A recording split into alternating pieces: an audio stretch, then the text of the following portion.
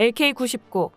대한민국에서 발견한 이 물질이 정말로 상온상압 초전도체인지를 확인하기 위해 현재 전 세계 실험실에서 연구가 진행되고 있는데요.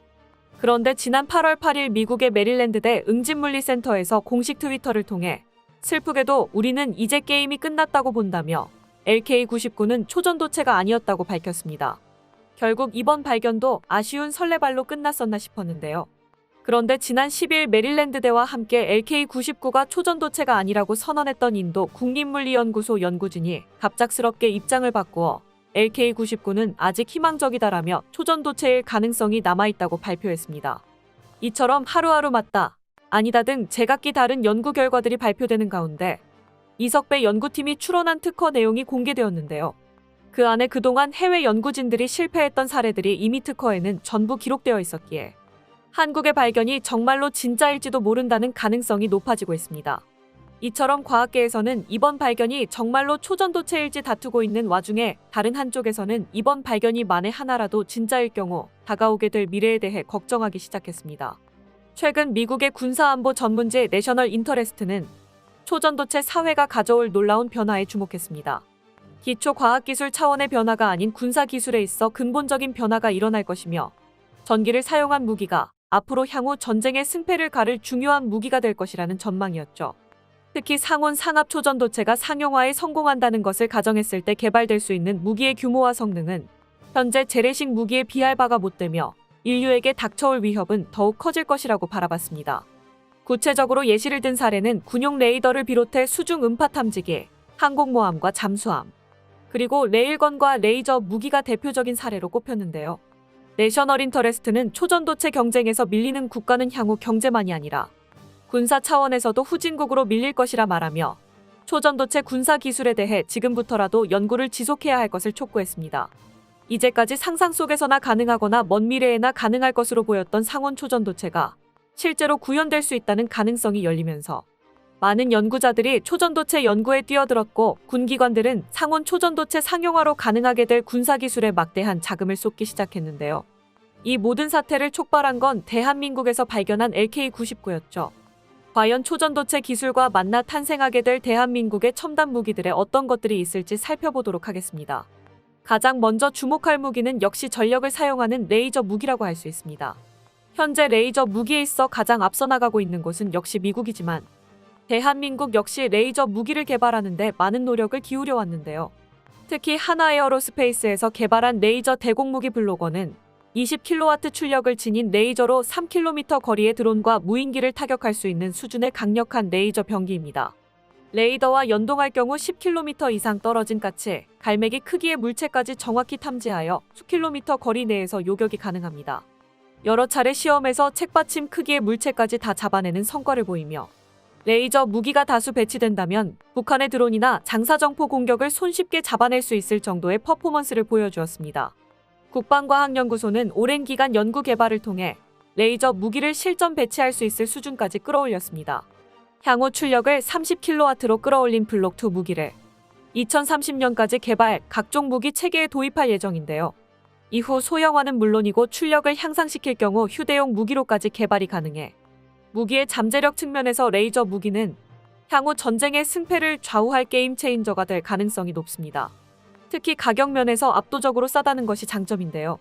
이번에 개발한 레이저 무기의 회당 발사 비용은 고작 2,000원에 불과합니다.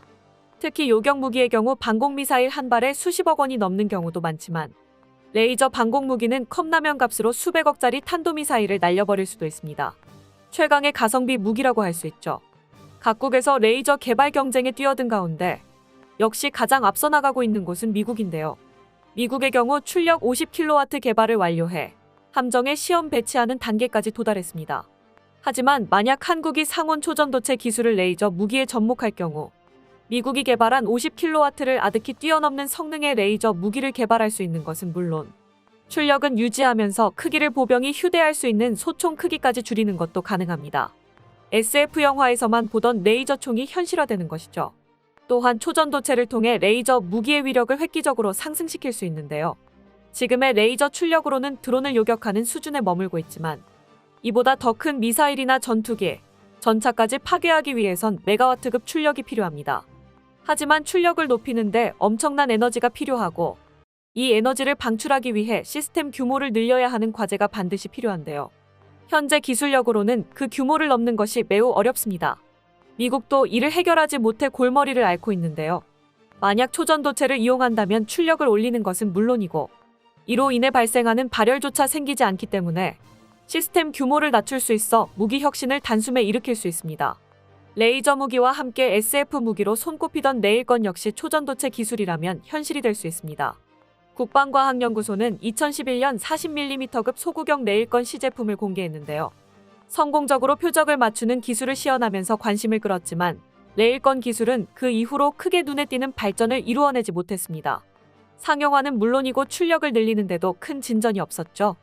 미 해군 역시 16년간 5억 달러에 달하는 예산을 쏟아 부었음에도 불구하고 만족할 만한 성과를 내지 못하고 사실상 포기한 상황인데요.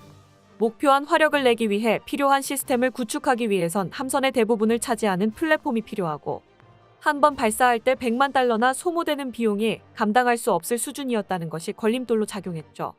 중국에서도 레일건 개발에 천문학적인 돈을 쏟아부으며 2018년 중국 상륙함 하이양산호의 레일건으로 추정되는 장비 포착되기도 했지만 제대로 된 레일건을 만들지 못했을 거라고 추정되고 있습니다. 이렇듯 미국마저 난관에 부딪힌 레일건 개발 역시 초전도체만 있다면 모든 문제가 해결될 것으로 기대받고 있습니다. 레이저 무기와 마찬가지로 초전도체를 적용한다면 레일건 시스템의 소형화가 가능한 것은 물론이고 그동안 가장 큰 단점으로 꼽히던 비용에 있어서도 큰 진전을 볼 수 있어 방어가 불가능한 레일건을 현실화하는 것이 가능해집니다. 초전도체가 가져올 또 하나의 가능성은 바로 핵융합 항공모함입니다. 상온 상압 초전도체 상용화가 현실로 다가올 경우 핵융합 기술 역시 도약을 이루어낼 수 있는데요. 지금껏 인류가 가져보지 못한 에너지원이 될 핵융합 기술의 발견은 두 번째 불의 발견이라고 해도 과언이 아닙니다. 또한 초전도체를 활용한 핵융합 기술을 손에 넣을 수 있다면 한국 해군의 염원이었던 핵잠수함과 원자력 항공모함도 꿈이 아니게 되는데요. 현재 한국을 포함한 세계 선진국들은 원자력 추진 선박에 사용할 초소형 원전을 개발하는 데 막대한 예산과 시간을 쏟고 있는데요. 가장 각광받는 기술이자 차세대 핵심 기술로 평가받는 용융 염원자로의 경우 용융 상태의 소금을 핵연료와 냉각제로 사용하는 원자로입니다. 이 원자로의 특징은 안정성은 물론이고 소형으로 만들 수 있다는 점에서 주목을 받고 있는데요. 원자로의 구조가 다른 원자로에 비해 간단하다는 것도 장점으로 저압의 소형 원자로로 구현이 쉽습니다. 사고로 인해 용융염이 외부로 유출될 경우 상온에서 고체가 되기 때문에 방사성 물질 확산 우려도 적다고 볼 수 있는데요. 그런데 만일 초전도체 기술로 탄생하게 될 핵융합 기술을 원자로에 적용하여 지금과 같은 핵분열 방식을 통한 에너지 생성이 아닌 핵융합 에너지를 사용할 수 있다면 더욱 안전하면서도 더욱 강력한 원자력 선박을 운용할 수 있게 됩니다. 과거 미국 방위사업체 로키드 마틴에서 핵융합로의 설계 모델을 공개하며 주목을 받은 적이 있었는데요. 트럭 정도의 작은 핵융합로를 현재 연구 중에 있으며 곧 있으면 상용화될 수 있을 것이라는 사실을 언론에 공개하면서 한때 큰 파장을 불러일으켰습니다. 스컹크웍스라 불리는 로키드 마틴 개발부서는 100메가와트급 핵융합로인 CFR을 개발하고 있다고 밝히며 중수소와 삼중수소 11kg만 있으면 8만 가구 규모의 도시가 1년 동안 쓸 수 있는 전력을 생산할 수 있다고 호언장담했죠. 하지만 공개된 지 몇 년이 지난 지금에도 실물 모델이 공개되지 않고 있으며 전문가들도 실현 가능성이 매우 낮다고 부정됐었던 기술입니다. 이렇듯 로키드 마틴에서조차 실패했던 이 소형 핵융합로의 꿈은 한국에서 먼저 현실화될 것 같습니다.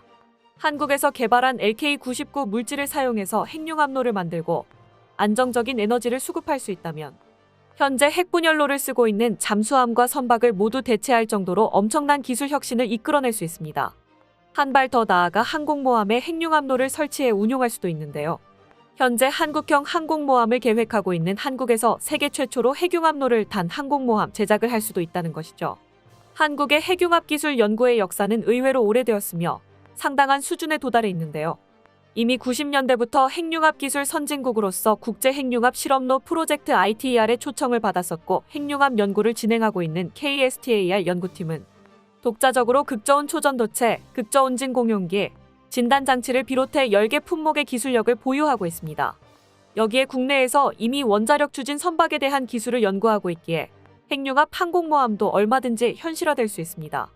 무제한 에너지로 무제한 자망, 무제한 작전이 가능한 미래 해군이 탄생할 수 있다는 것이죠. 지금까지 살펴본 것은 초전도체가 만들어낼 수 있는 미래 중 극히 일부에 불과한데요.